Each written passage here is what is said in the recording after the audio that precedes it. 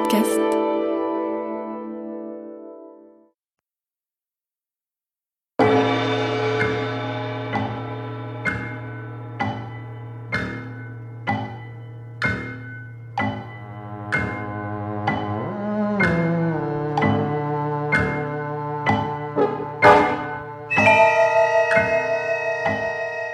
Mystère, mystère.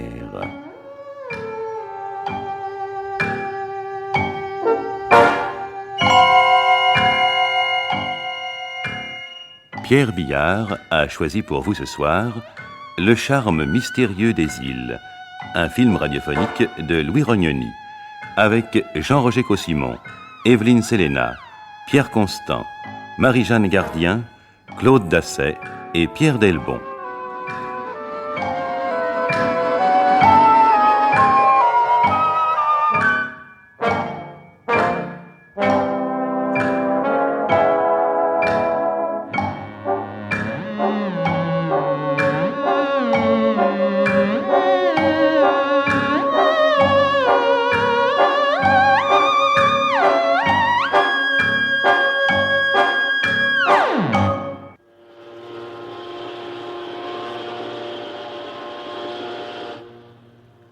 Bonjour, Capitaine. Salut, Jonathan. Ah, content de vous revoir, Capitaine. Donnez votre valise. Vous avez fait bon voyage? Fatigant, assez fatigant. Ah, la mer était très mauvaise, n'est-ce pas? Oh, ce n'est pas la traversée, au contraire. L'air du large me rajeunit toujours. Seulement, pour venir de Paris, il n'y avait plus de place dans l'avion de l'Orient et le train était bondé. Je vous ai toujours dit, Capitaine, que ça serait plus simple d'aller là-bas en voiture. Et la prochaine fois... Il n'y aura pas de prochaine fois, Jonathan. Je n'ai plus rien à faire sur le continent.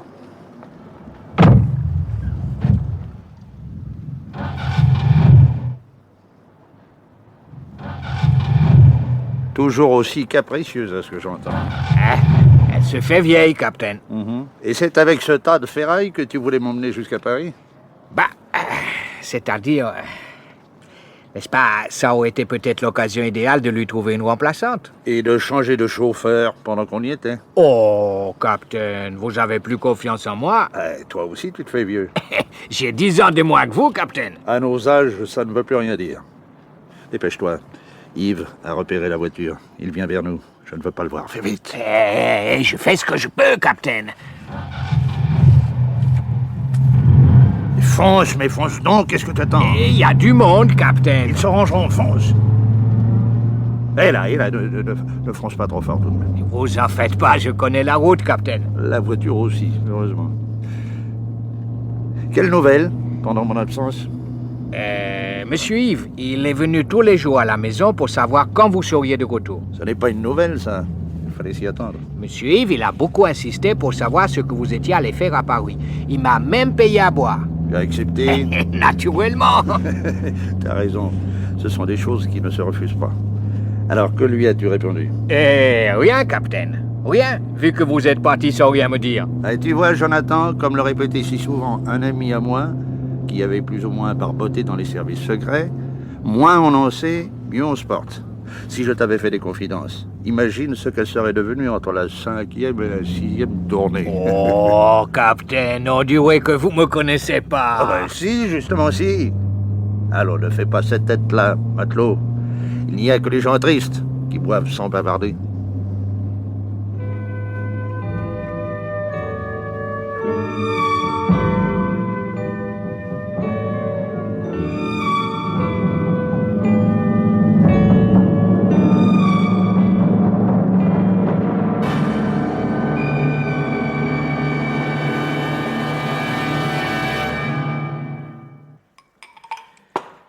C'est la dernière fois que je te le dis, je ne veux pas te voir derrière ce bar, c'est compris? Il n'y avait personne pour servir. Eh ben, Roger, Il faisait la cave.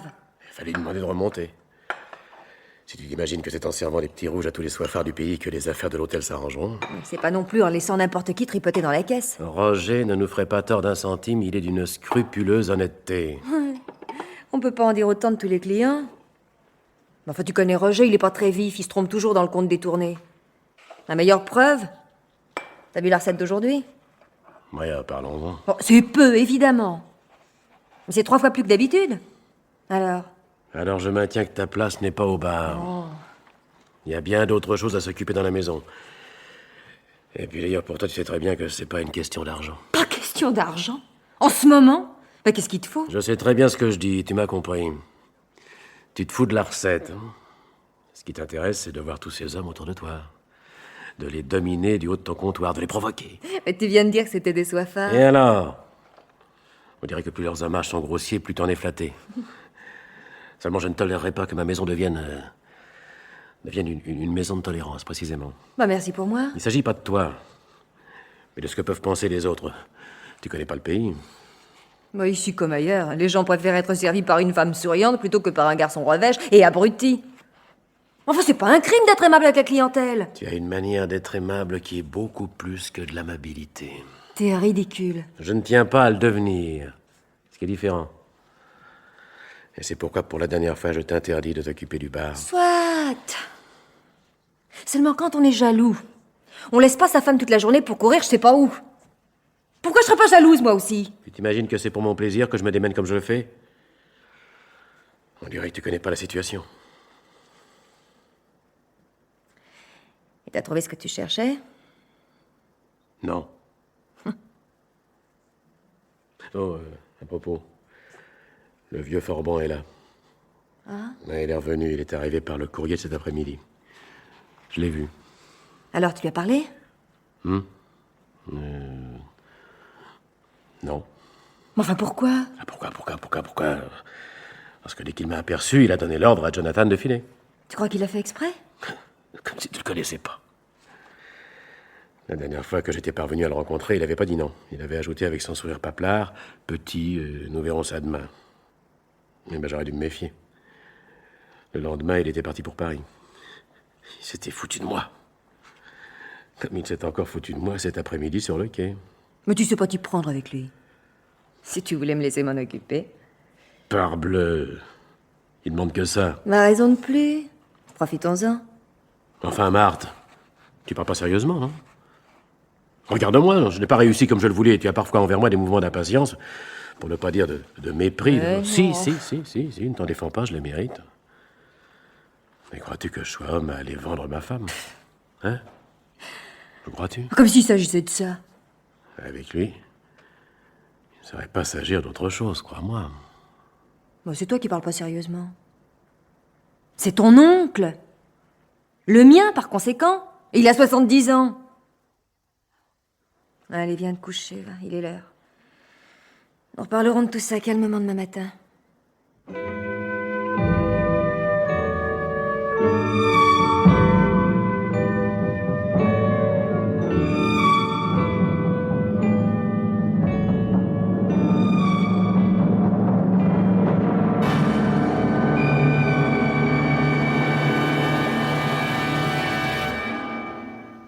Marie, vous préparerez la chambre bleue.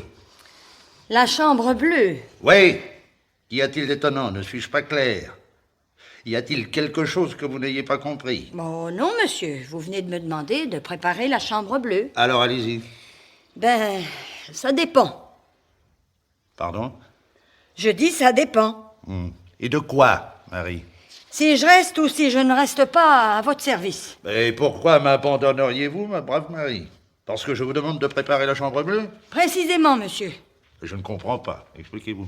Cette chambre est réservée aux invités. Mais naturellement, ce n'est pas moi qui vais y coucher. Je suis fort bien dans la mienne. Alors, si c'est comme la dernière fois, si l'invité est une de ces créatures que vous êtes allé chercher à Paris ou ailleurs, ben j'aime mieux vous dire tout de suite qu'il ne faut pas compter sur moi. Ah, j'en ai entendu de belles dans le pays. Et ça vous fait rire, vieux schnappant. Ah non, Marie, je ne suis pas si vieux que ça. Vous verrez quand vous serez mort, si vous n'êtes pas si vieux. J'ai l'impression, Marie, qu'une fois mort, je ne verrai plus rien du tout. Naturellement. Vous ne croyez ni à Dieu ni à diable. Hein? Si, je crois à l'un des deux, mais je ne vous dirai pas lequel. Rien que pour vous embêter. Bon, cette fois j'ai compris. Il ne me reste plus qu'à m'en aller. Vous n'avez rien compris du tout. Mais ceci vous regarde. De toute façon, il est trop tard. Mon invité est un jeune homme. Enfin, compte tenu de nos âges, disons plutôt un homme jeune. Le fils d'un camarade à moi que j'ai connu autrefois dans la mer des Antilles. Voilà. Vous êtes rassuré? Eh ben, oui. Eh bien, allez préparer la chambre, vieille sorcière.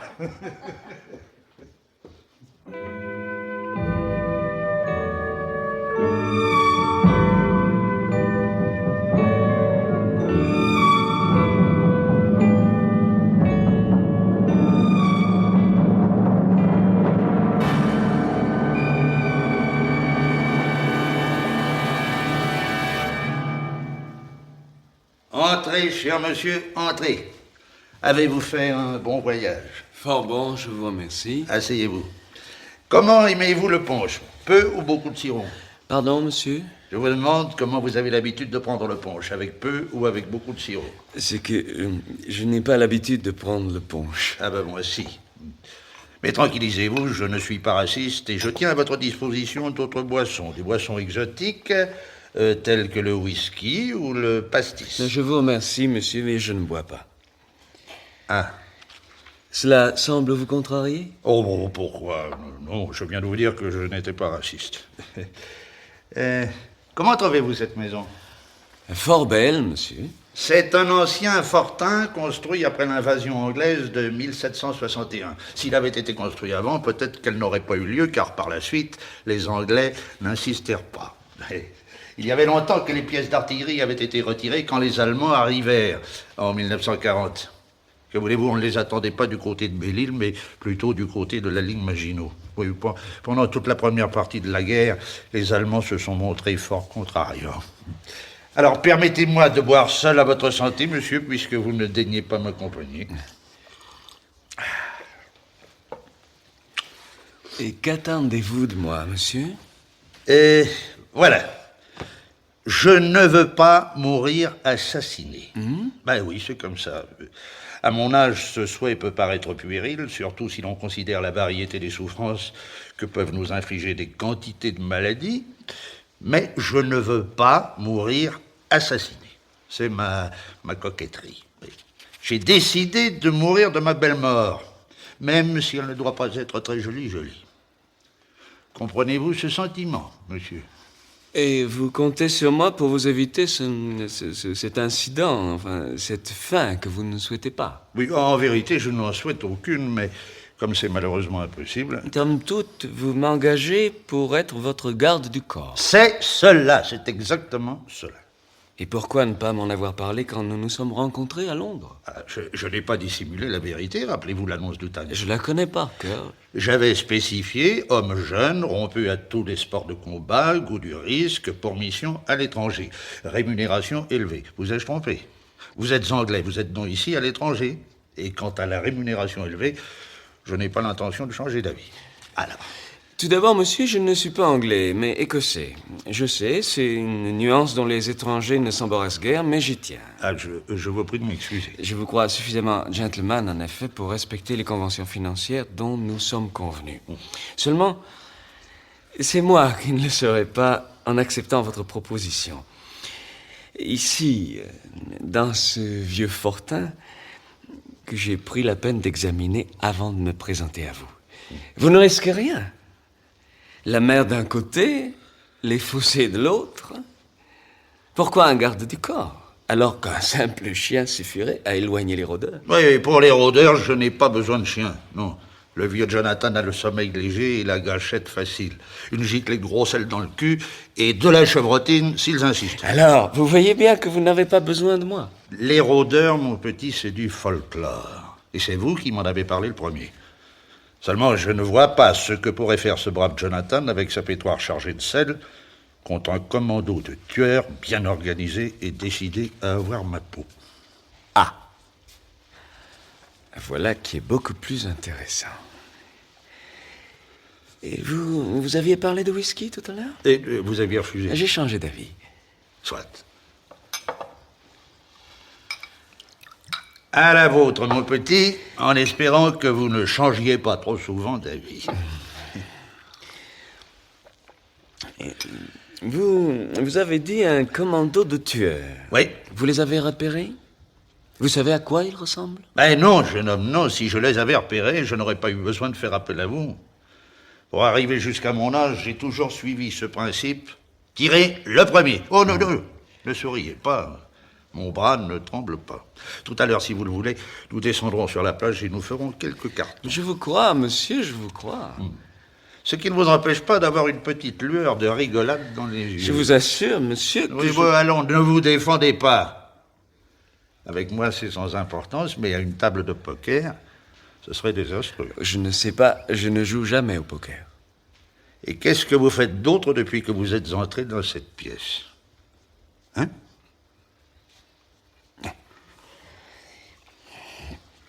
Vous ne connaissez pas ces tueurs? Non. Mais vous avez bien une idée sur la personnalité de celui qui vous les envoie. Une idée assez précise, oui. Qui?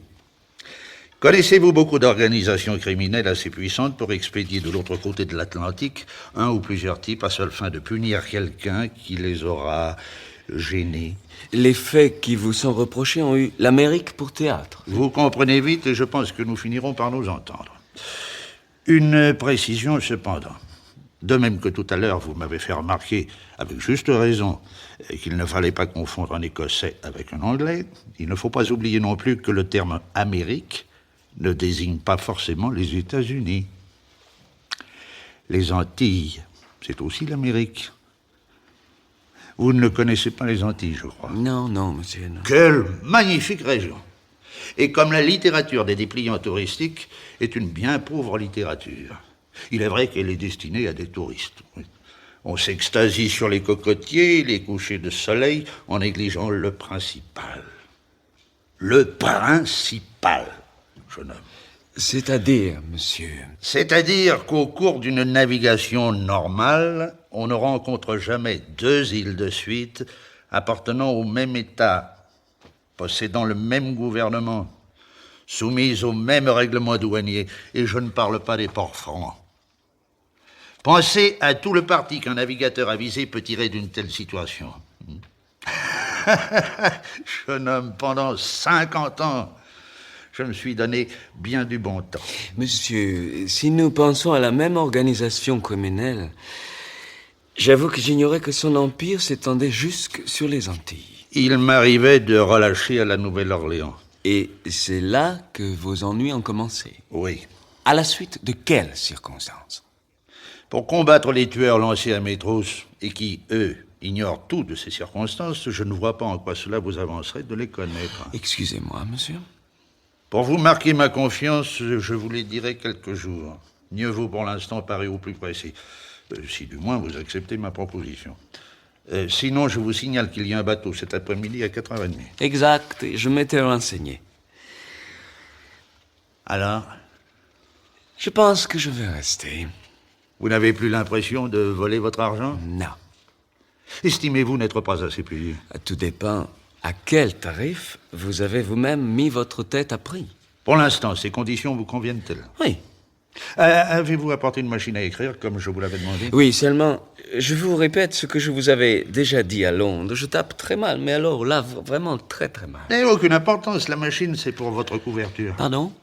Quelle couverture? Je ne comprends pas très bien. Ah oui. Personne, ici, à la maison ou dans l'île, ne doit connaître les vraies raisons de votre présence à mes côtés. Alors j'ai imaginé une petite mise en scène.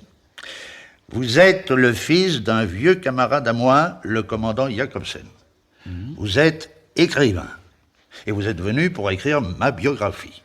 Alors, aucune raison que vous soyez déçu. D'ailleurs, il y a vraiment matière à plusieurs romans. Et c'est vraiment dommage que vous tapiez si mal à la machine. Mais là n'est pas la question. Cette identité et cette occupation supposée constituent ce qu'on appelle, dans les services de renseignement, une couverture. Avez-vous compris cette fois? Je pense que oui. Bon. Alors, chacun sait que les écrivains, surtout s'ils sont anglo-saxons, fréquentent assidûment les bistrots. Personne ne s'étonnera de vous y voir et ainsi vous pourrez recueillir des renseignements fort utiles. C'est une couverture, comme vous dites, qui me semble tout à fait convenable et je rends hommage à votre imagination.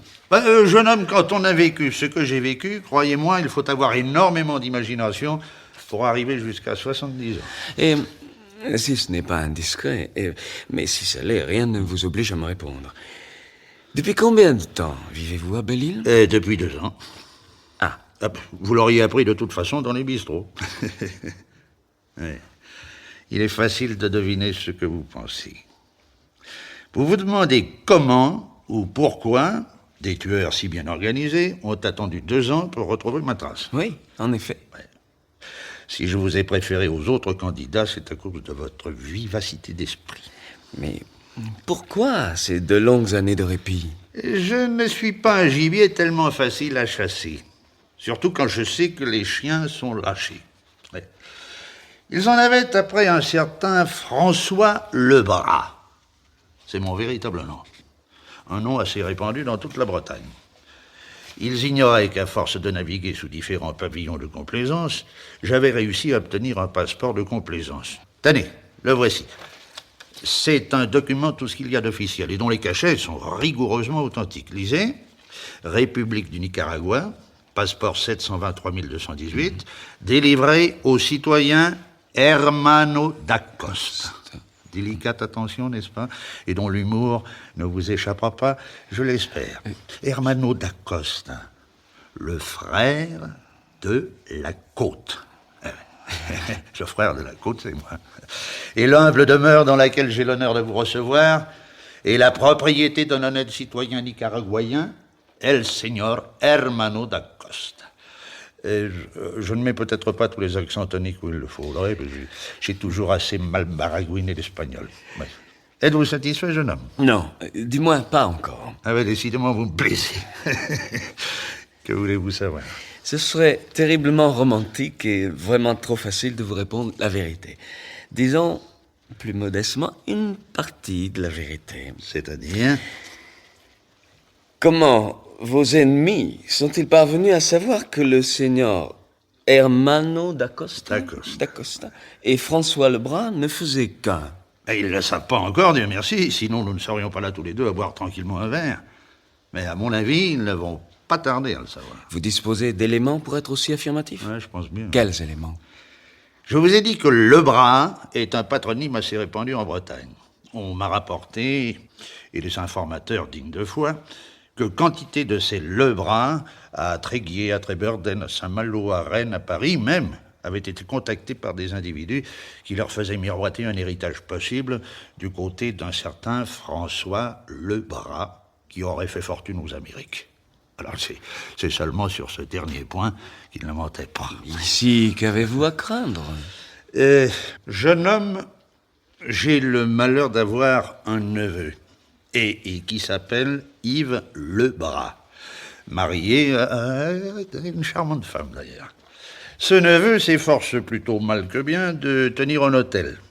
Vous pouvez être sûr que si les autres zigotos tombent sur lui, il va les conduire directement au tonton d'Amérique. Et le plus simple, ne serait-il pas de le prévenir? Oh, non, jeune homme. L'histoire nous apprend qu'il ne faut jamais mettre un imbécile dans son jeu. À plus forte raison si cet imbécile fait partie de la famille. Pensez à tous les ennuis que Napoléon se serait évité s'il avait été fils unique. Et considérez que mon neveu a tout intérêt à me voir flinguer, étant donné qu'il est mon seul héritier et que ses affaires ne marchent pas tellement bien. Vous ne dites rien? Je réfléchissais, monsieur. Et à quelle conclusion vous mènent ces réflexions? Si j'ai bien compris, monsieur, le danger viendra du côté de votre neveu. C'est lui qu'il faut surveiller. Je crois que vous avez compris. Ce qui ne vous empêchera pas, bien entendu, d'être à l'arrivée de chaque courrier. Il y en a 2 par jour. Cela m'étonnerait que vous envoyiez descendre de pâles individus tout vêtus de noir, avec un étui à violon à la main, mais sait-on jamais. La tradition est une force dont on ne soupçonne pas toujours la puissance. Et les hommes, qu'ils soient boutiquiers ou gangsters, aiment tellement s'identifier aux héros de cinéma. Alors, dans ce cas-là, évidemment, vous les descendrez. Toujours tirer le premier, hein, quitte à s'excuser ensuite. Oui, mais tirer avec quoi? Ah oui, c'est juste. Je vous avais recommandé de ne pas vous encombrer d'une artillerie tapageuse, toujours propre à éveiller l'attention des douaniers. Venez par ici. Colt, Beretta, Smith & Wesson, Cobra. Ah, amusant le Cobra, n'est-ce pas? Mais je ne veux pas vous influencer, hein. Choisissez. N'oubliez pas que je vous ai lancé un défi tout à l'heure. Nous allons descendre sur la plage. Venez.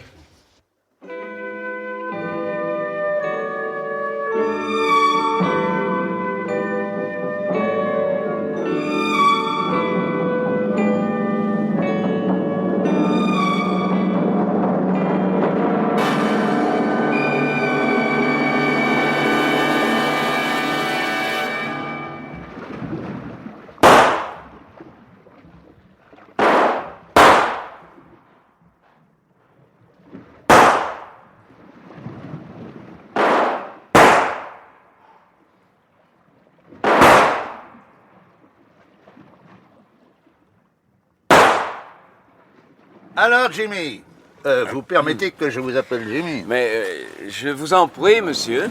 En revanche, moi, j'aime bien qu'on m'appelle Captain. Alors, entendu, capitaine, appelez-moi Jimmy. Alors, Jimmy, vous ai-je menti en vous parlant de mon aptitude au maniement des armes à feu? Oh, certainement pas, capitaine. Certainement pas. Et ceux qu'on a chargés de vous descendre trouveront à qui parler. Oh, vous savez, il n'y a pas grand-chose à faire contre un tireur embusqué avec un fusil à lunettes, même si l'on sait se servir d'un revolver. Et puis, je n'ai plus mon agilité d'autrefois, je ne tire plus aussi rapidement. Ah, jeune homme, où sont mes 50 ans? Et je me suis donné beaucoup de mal pour faire juste un tout petit peu mieux que vous. Si c'était pour tirer moins bien que moi, Jimmy, je ne vous aurais pas engagé. Au fait, capitaine, pourquoi avoir entrepris ce voyage à Londres pour m'engager, moi? Un Français aurait tout aussi bien fait l'affaire. Mais non, Jimmy, non. Un Français n'aurait pas pu tenir votre rôle, celui du fils d'un vieux camarade à moi. Ça aurait été trop risqué. Ici, dans n'importe quel bistrot, vous rencontrez des gars qui ont bourlingué sur toutes les mers du monde. Quand ils n'ont pas servi personnellement sur tel ou tel bâtiment, ils ont toujours un parent ou un ami qui y a été embarqué. Il lui aurait posé des questions embarrassantes. On aurait pu découvrir la supercherie. Tandis qu'avec la Navy, nous sommes à l'abri de telles surprises. Que pensez-vous de mes raisons? C'est habile, même si ce n'est pas tout à fait vrai. Oh, Jimmy, quelle méfiance. Capitaine, vous me payez pour être méfiant. Mais pas avec moi. Allez, on met ça? Encore Allez. un petit carton avant de passer à table? Oh, si vous voulez, capitaine. Alors, à vous l'honneur.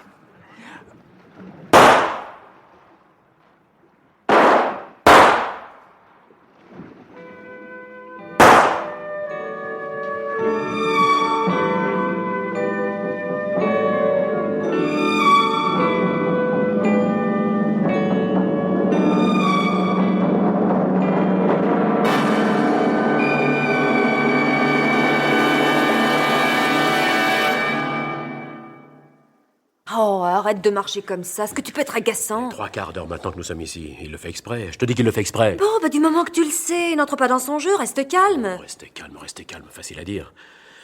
Et puis je trouve ça d'une grossièreté vis-à-vis de toi. Ouais, non. C'était bien la peine d'exiger que tu sois présente. C'est lui qui l'a exigé. Oh, ça, je sais bien que de toi-même, l'idée t'en serait pas venue. Bon, certainement pas.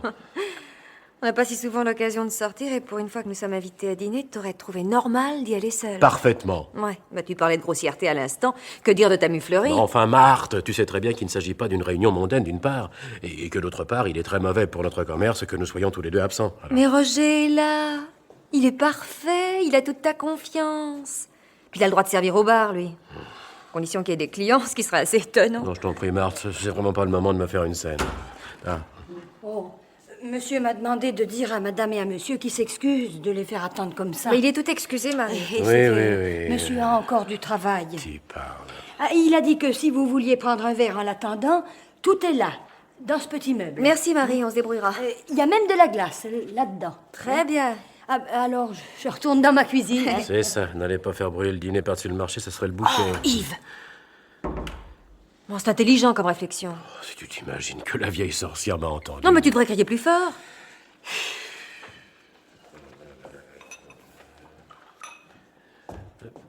Qu'est-ce que tu fais? Bah quoi, ici non plus, j'ai pas le droit de servir à boire? Décidément, c'est une idée fixe. Oh, sois pas stupide, Marthe, il s'agit pas de cela. Seulement, j'aime pas avoir l'air d'obéir au doigt et à l'œil au vieux Forban. Quand je pense à ce qui s'est passé ce matin, je l'avais aperçu sur la plage. Je me suis dirigé vers lui. C'est à ce moment-là qu'il s'est mis à tirer. Ah oui, d'accord, j'avais été imprudent. Mais... Je remonte à la maison, je l'attends. Il refuse de me recevoir. Et c'est par Jonathan qu'il me fait transmettre ses ordres. Parfaitement, ses ordres. Ce soir, dîner avec madame. Et inutile de venir sans madame. C'était plutôt gentil pour moi. Non, mais qu'est-ce qu'il se croit? Non, écoute, Marthe, je te préviens, si dans 5 minutes il est pas là, nous partons. Bon. Tu sais très bien que t'en feras rien. Alors pourquoi t'énerver et m'énerver, moi aussi par la même occasion? Oh, puis écoute, arrête d'aller venir comme ça, tu me donnes le tournis. Calme-toi. Prends un verre puisqu'il t'y a invité. Au fond, t'as peut-être raison. Sommes-nous pas chez nous ici? Bon, Bon, enfin, c'est une question de patience. Qu'est-ce que je te sers? un peu de whisky, s'il te plaît. Je me disais aussi, toi refuser un verre, ça s'était encore jamais vu. Non, attention, Marthe, tu vas tout gâcher. Oh, je dis rien. Merci. À ta santé. Ou plutôt à nos finances. Elles en ont bien besoin. Salut et pesetas. Qu'est-ce que c'est que cette mixture que tu as dans ton verre? Du punch. Pour faire plaisir aux vieux. Ah, vraiment, ma pauvre fille, t'as aucune dignité. Hein. Mais j'aime le punch. T'aimes le punch? Première nouvelle. Il est vrai que si je vous laissais faire, vous seriez bien capables tous deux de vous découvrir quantité d'autres goûts communs. Hein. Pourquoi pas celui de la réussite, par exemple? Ah, mes enfants, heureux de vous voir. Ça va, mon oncle? Bonsoir, mon oncle. Bonsoir, ma petite Marthe. Yves, tu permets, elle est trop jolie, il faut que je l'embrasse. Sacré vénard, hein. Ah, et celui-là, avec son air triste et son allure romantique, c'est Jimmy Jacobsen, le fils de mon ami Eric Jacobsen, dont je vous ai si souvent parlé. N'est-ce pas, Yves? À moi, mon oncle? Mais naturellement, à toi. Si tu ne fais pas attention à ce que je dis, eh ben, je ne te parlerai plus. Bref, voici Jimmy Jacobsen. Madame, monsieur, Moi, monsieur, j'ai beaucoup entendu parler de votre père. Enfin, Marthe, tu es folle, il nous a jamais parlé. Qu'est-ce que ça peut faire? Ah, ma petite Marthe, je ne me lasse jamais de te regarder. Eh oui, le commandant Jacobsen, un rude gaillard, croyez-moi. Nous en avons vécu de ces aventures ensemble. à la Nouvelle-Orléans notamment, n'est-ce pas, capitaine? Du moins, d'après ce que mon père m'avait raconté.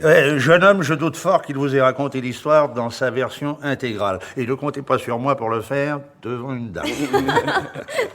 Je vous sers un punch, mon oncle. J'allais t'en prier, ma petite Marthe. Et vous, monsieur? Oh, merci, volontiers. Ah, je ne comprends pas tous ces gens qui disent ou qui écrivent 1000 horreurs sur la famille. Où est-on mieux qu'au sein de sa famille? Qu'y a-t-il de plus plaisant qu'un dîner de famille, hein? Tenez, mon oncle. Merci, mon petit.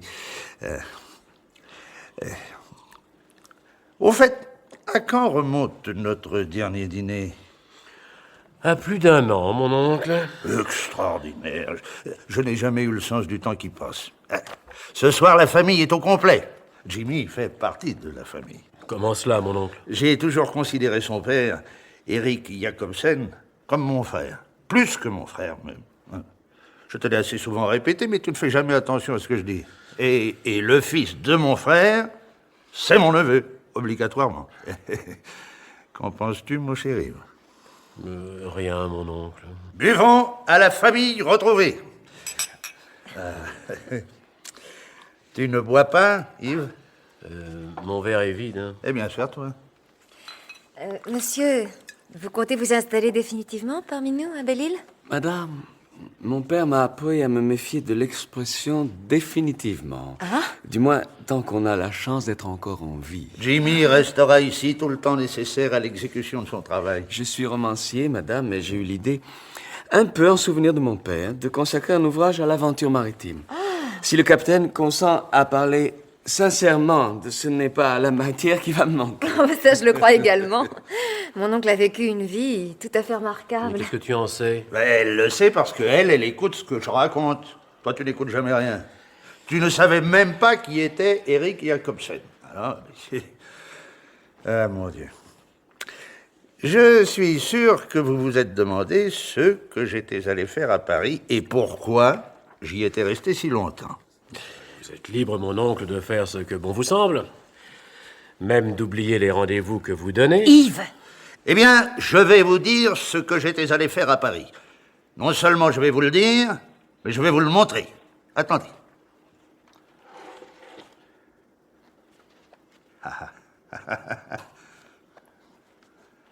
Voici, regardez. Eh oui, c'est beau, n'est-ce pas?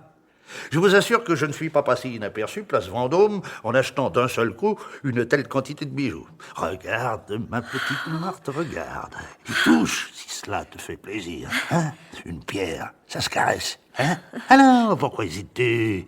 Puisqu'ils sont à toi. Je te les donne. Cette fois, vieux Forban, vous avez passé les bornes. Viens, Marthe. Mais qu'est-ce qu'il a encore compris, le minute? C'est pourtant facile à comprendre. Hein. Ce qui est facile à comprendre pour toi ne l'est pas forcément pour les autres. Et inversement. Alors le vieux Forban te donne l'ordre de rester, de t'asseoir et de l'écouter. Mais... Je suis vieux, c'est vrai. Si vieux que même un imbécile l'a remarqué. En dépit du livre que ce brave Jimmy va me consacrer, je ne suis pas immortel. Vous êtes mes héritiers. Voilà. Ne vous réjouissez pas trop vite. Pour une succession embrouillée, je vous promets une succession embrouillée. Nous ne portons plus le même nom. Les notaires ne sont pas des rapides. Que se passera-t-il quand vous serez sortis, des années plus tard, de ce labyrinthe juridique?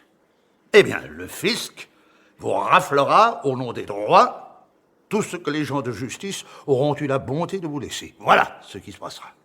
Tandis qu'avec ces babioles, les données du problème sont tout à fait différentes.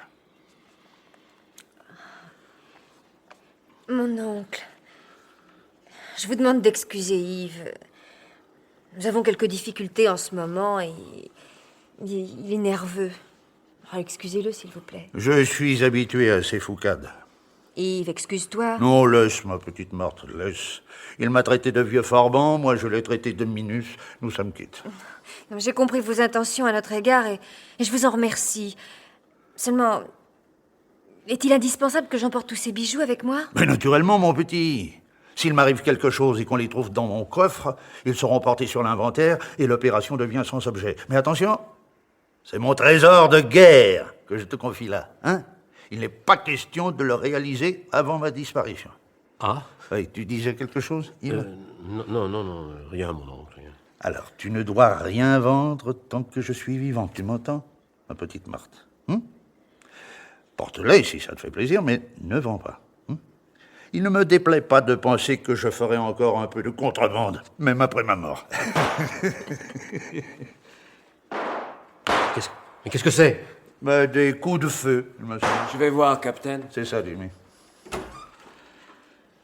Marthe, serre-moi un autre punch. Oh, tout de suite, mon oncle. Tu devrais porter ce collier pour passer à table. Ah? Ah, bien sûr, ce ne sont pas de vrais bijoux de famille, de ceux qui se transmettent de mère en fille. Non. Ma mère, mes grands-mères, quand elles remaillaient les filets, ou qu'elles allaient chercher du varech à marée basse pour les tendre dans les champs, ne portaient pas de bijoux. Des petites croix de cuivre, peut-être. Mais il faut bien qu'une génération commence. Et dans la plupart des cas, ça a commencé avec un vieux Forban. Alors, Jimmy, cette fusillade... Rien de grave, capitaine. Jonathan avait un peu forcé sur le punch et il avait cru voir des rôdeurs sur le chemin qui mène à la plage. Ah. Monsieur, le dîner est servi. Très bien, Marie. Passons à table pour un vrai dîner de famille, puisqu'on s'est déjà engueulé.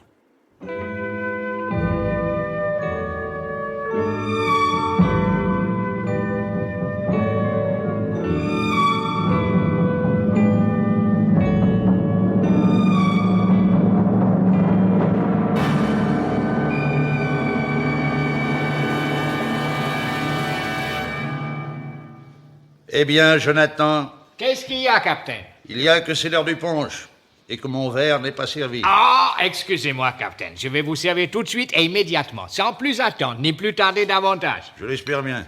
Tenez, capitaine, voici votre verre. Vous allez m'en dire des nouvelles.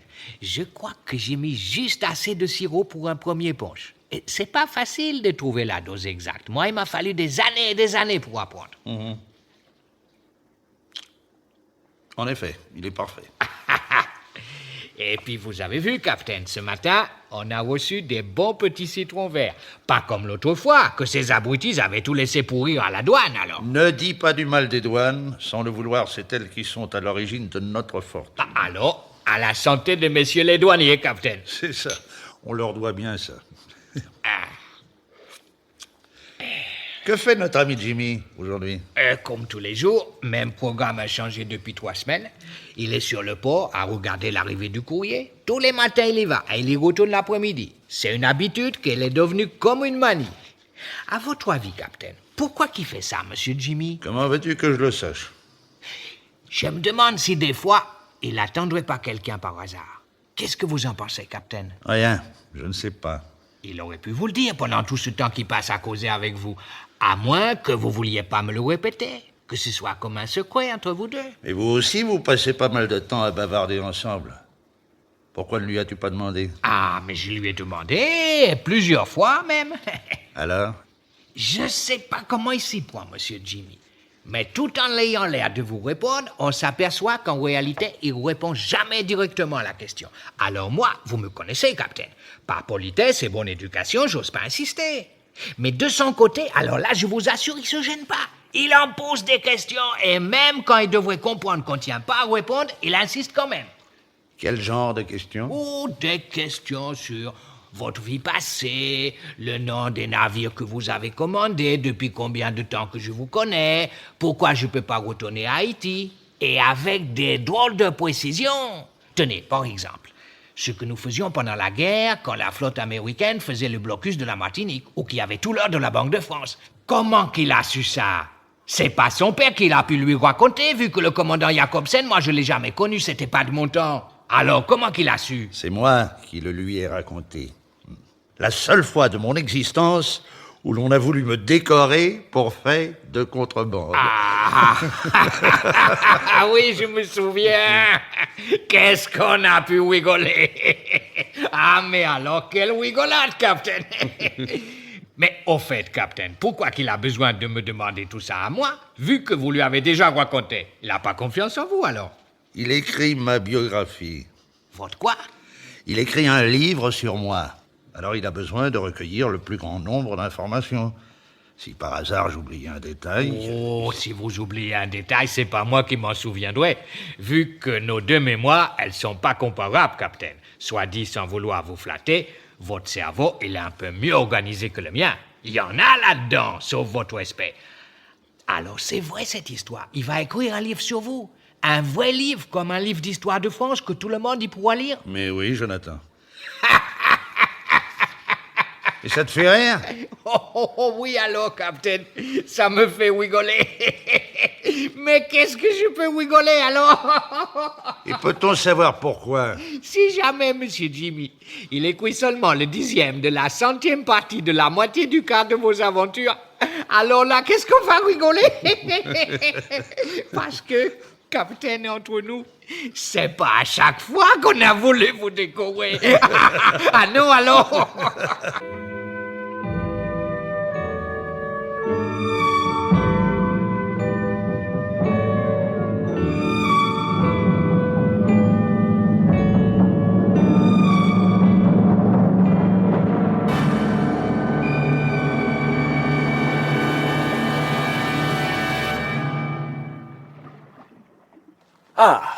Ah, vous êtes là, capitaine. Tant mieux, je suis rassuré. Vous aviez donc des raisons de vous inquiéter? Oui, Peut-on savoir? j'ai commis une faute professionnelle grave.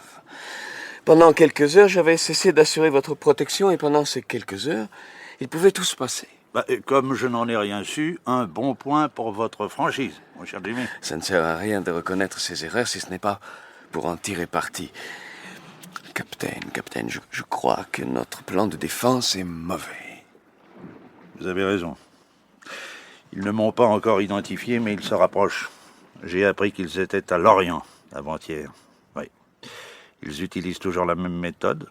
Ils relèvent dans l'annuaire téléphonique la liste des Lebras. Ensuite, ils vont les voir en prétextant le fabuleux héritage de François Lebras.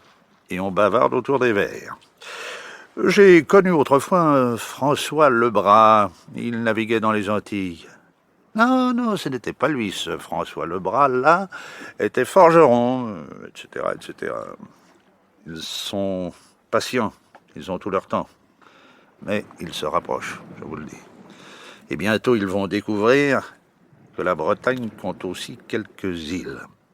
Alors, à ce moment-là, ils trouveront Yves Lebras dans la liste des abonnés de la ville du Palais. En l'état actuel des choses, vous pensez que votre neveu est le seul maillon qui puisse leur permettre de remonter jusqu'à vous? C'est évident. Pourquoi en voudrait-il au Seigneur Hermano da Costa alors que c'est François Lebras qu'il cherche? Ça n'a vraiment aucun rapport. Oui.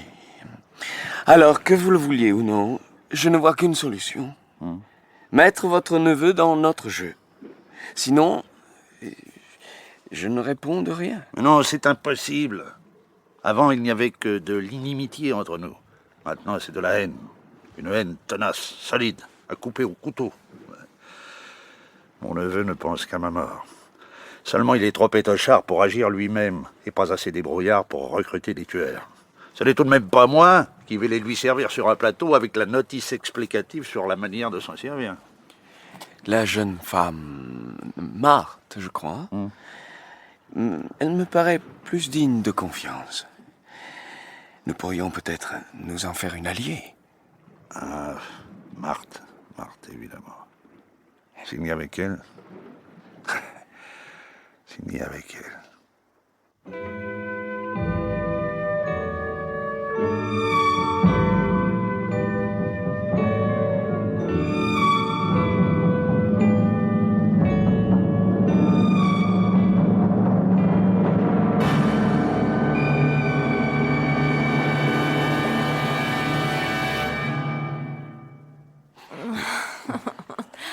Oh non. Non, laisse-moi. Oh, je t'en prie. Encore. Non. Oh non, laisse-moi. Faut que je m'en aille. Oh, je t'assure, il faut que je m'en aille. Déjà. Oui. Mais pourquoi? Parce que je dois rentrer à la maison. Et tu n'as jamais pensé à un soir où tu ne serais pas obligé de rentrer à la maison? Si. Quelquefois. Seulement, tu ne crois pas que je sois la bonne occasion? Et tu rentres à la maison pour retrouver ton mari jaloux qui va t'assommer avec ses questions? Tu n'as pas confiance en moi? Je sais pas. Si tu ne sais pas, c'est que... Vraiment, tu ne sais pas. Allez, petite bourgeoise, il est temps de rentrer à la maison. Allez, va! Le seigneur et maître pourrait s'impatienter. Pourquoi t'es méchant? Méchant? Qu'est-ce que ça veut dire, ça, méchant? Je dis la vérité, c'est tout. Il faut regarder les choses en face. Tu es une petite bourgeoise. Oh, oui, une toute petite bourgeoise. Il ne faut pas confondre, tout juste bonne au petit adultère, mais qui tremble dès qu'il s'agit de la grande aventure. Quand je t'ai vu la première fois, je m'étais fait une autre idée de toi. Ouais. T'as quand même été bien content de me trouver. Oh, ne sois pas vulgaire, je t'en prie. C'est la seule chose que je ne pardonne pas. Tout le monde dit que ton mari est un idiot, mais moi je trouve qu'il a bien raison d'être jaloux. Ah oui, et pourquoi? Parce que tu es encore là. Mais ma parole, tu me fais la peur? Non. Tu peux même revenir demain si tu en as envie. Trop aimable de ta part. Oh, pas d'ironie, je sais que tu viendras. Seulement, ni demain, ni les jours suivants, je ne te proposerai ce que je t'ai proposé aujourd'hui. Tu as ri, tu as cru à des propos d'hommes amoureux tels qu'on peut les lire dans les romans photos. Je ne plaisantais pas. Nous avions le temps de prendre le courrier de 4h30 et la fortune était au bout du voyage. Seulement, pendant que je mettais mon cœur à nu, toi, tu t'es déshabillé. C'est pas vrai, Jimmy. Tu ne t'es pas déshabillé? Si. Mais tu m'as jamais ouvert ton cœur. Je sais même pas qui tu es. Le fils du commandant Eric Jacobson. Que Dieu ait son âme. Oh, tu te prétends écrivain, t'as pas l'air d'un écrivain? Tu connais beaucoup d'écrivains? Non, aucun. Alors? Oh, alors tu me retardes avec ton bavardage. Tu m'empêches de penser à ce que je vais dire à mon mari en rentrant. Allez, au revoir, Jimmy, chérie. À demain.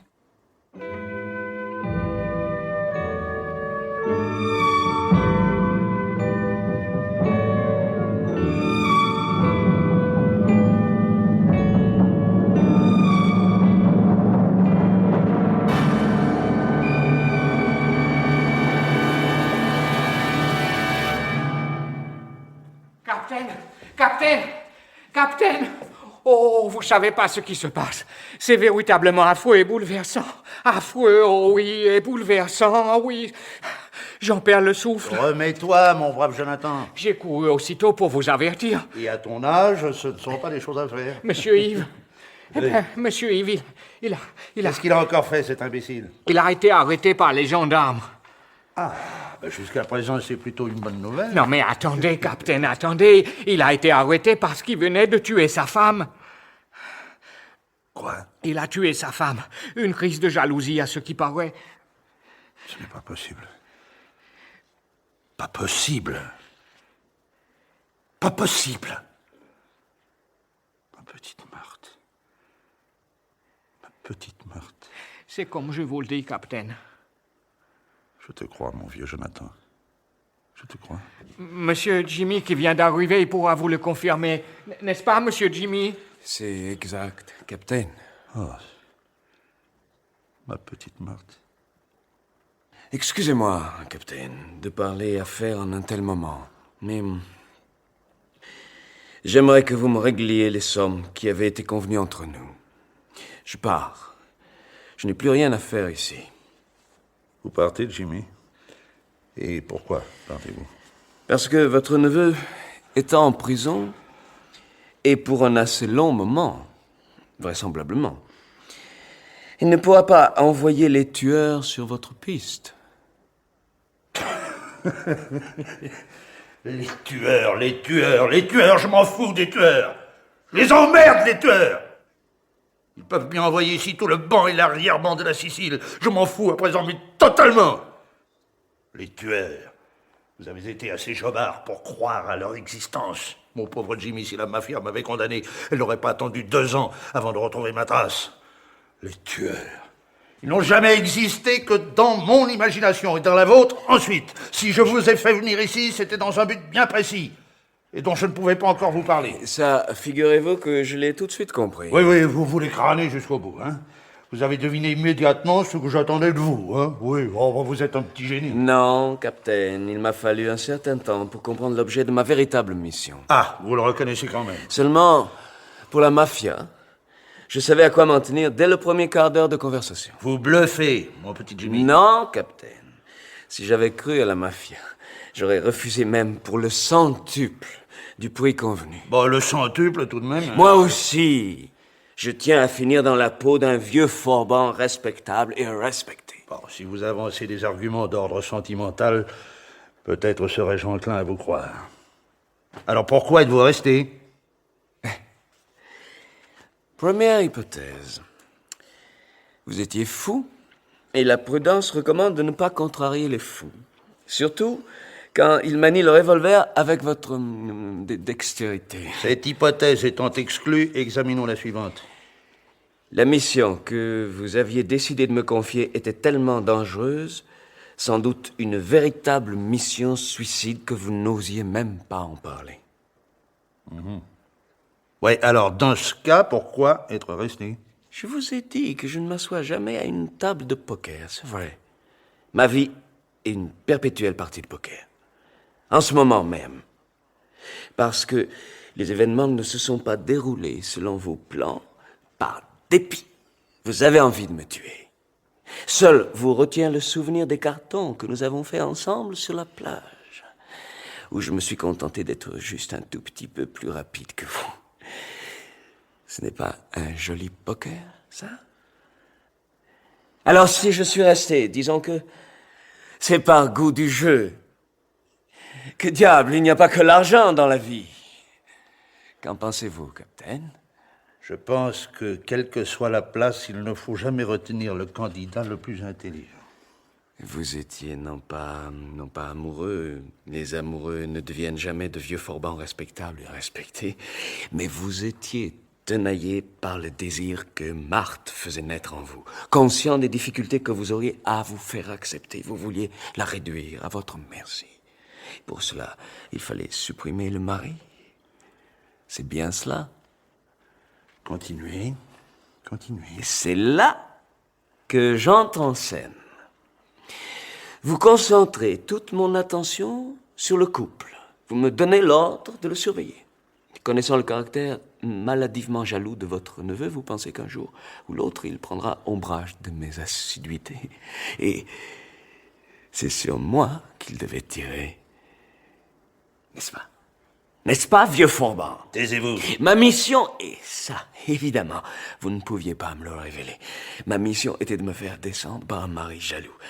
Vous avez voulu ma mort, Captain. Non, Enfin, j'ai été très honnête avec vous. Je me suis assuré auparavant que vous étiez expert dans tous les arts de combat. Je voulais vous laisser une chance. La chance de tuer le cocu et de finir mes jours en prison? Vous savez, Jimmy, en France, les jurys sont très indulgents pour les crimes passionnels.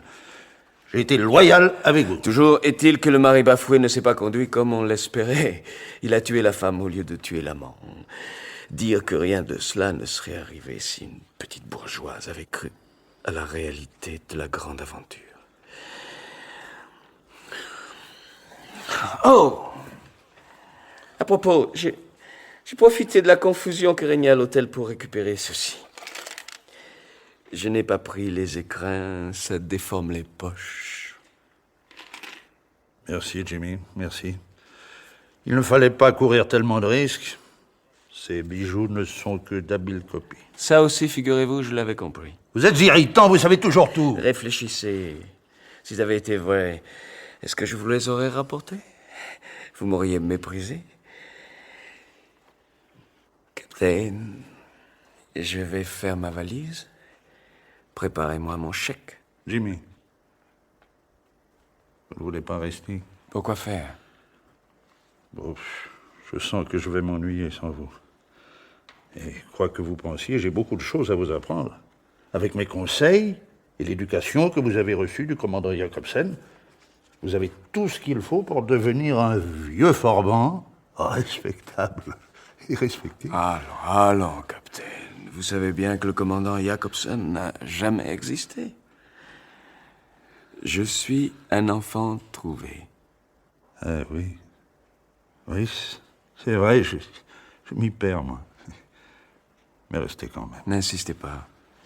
Ou alors je vais finir par croire que ma première hypothèse était la bonne. À tout de suite, Capitaine. Et pour le chèque, pour ne pas faire d'erreur entre les nouveaux et les anciens francs, rédigez le don en francs suisses. Vous avez certainement un compte là-bas. Ou alors c'est que vous n'êtes pas un vieux Fourban.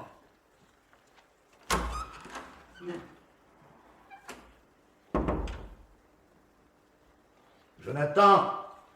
Oui, capitaine. Vous voulez que j'accompagne Monsieur Jimmy à l'embarcadère? Non, il ira à pied, ça lui apprendra. Jonathan, tu m'as dit que tu avais à Port-au-Prince une jeune parente à laquelle tu t'intéressais. Ah oui, capitaine. Une jeune fille tout à fait charmante et tout ce qu'il y a de bien élevé. Mais que ses parents, ils ont eu des malheurs et que... Quel âge a-t-elle, Jonathan? Oh, elle vient juste d'avoir ses 18 ans, capitaine. Elle m'a encore écrit pour me dire que là-bas, avec le dernier cyclone dans la plantation, c'était la désolation. Et que... Envoie-lui dès ce soir son billet d'avion. Je veux l'avoir ici avant 48 heures. Compris? Compris, capitaine. Parfait. Eh bien maintenant, serre le punch.